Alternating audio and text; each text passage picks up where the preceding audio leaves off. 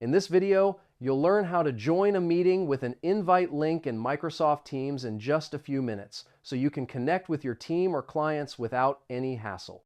First, open the email or message that contains the Teams meeting invite link. The link usually appears as "click here to join the meeting" or as a long URL starting with teams.microsoft.com. Next, click on the invite link.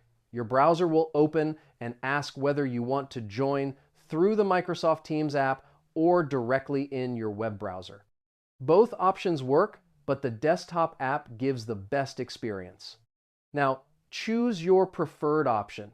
If you have the Teams app installed, click Open Microsoft Teams to join through the app. If not, click Continue on this browser to join the meeting using your web browser.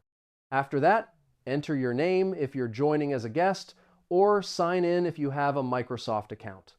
Adjust your camera and microphone settings, then click Join Now to enter the meeting room instantly. Once you're in, you'll see the participants and meeting controls at the top of the screen. Use the buttons to mute, unmute, share your screen, turn your camera on or off, and chat freely. And that's it. You've successfully joined a Microsoft Teams meeting using an invite link, ready to collaborate.